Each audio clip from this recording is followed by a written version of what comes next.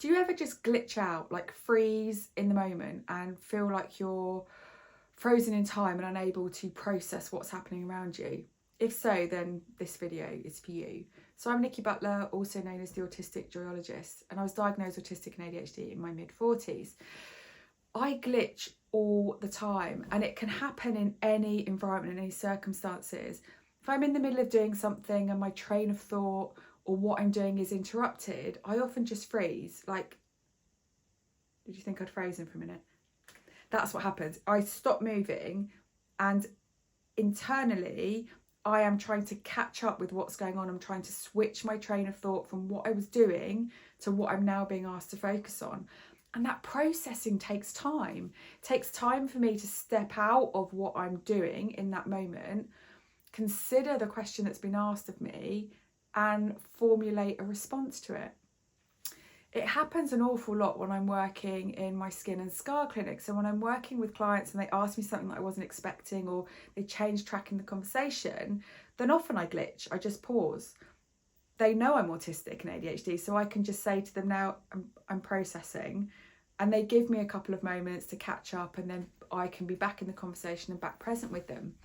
But I'm really conscious that that happens a lot, and certainly happened a lot prior to being diagnosed, where I would just glitch out in social situations, in work situations, countless times in meetings back in my corporate career, when the meetings were very fast paced and usually lots of people in the room, lots of ideas, opinions, and solutions required. And I really struggled to keep up with that fast pace change of conversation, a change of focus. So I would just glitch and always feel like I was running behind what everybody else was doing.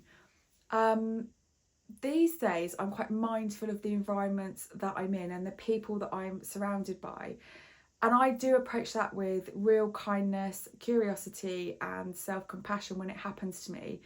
And often I will just explain to the people that I'm with that, like, I'm processing, and they allow me the time to just catch up and rejoin the conversation.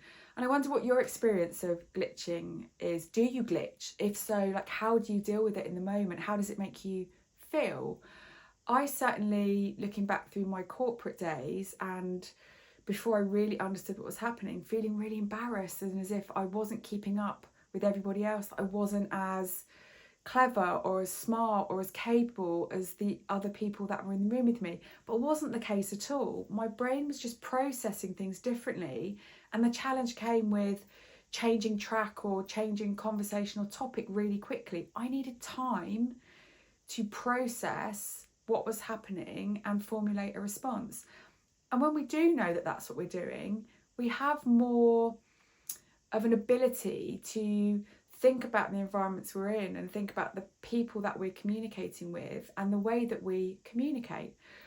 Pop your comments below. Let me know if you glitch, if you do, what happens, like how do you deal with that in the moment. You can also reach out to me on my socials or send me an email directly, hello@autisticjoyologist.co.uk. I will see you very soon.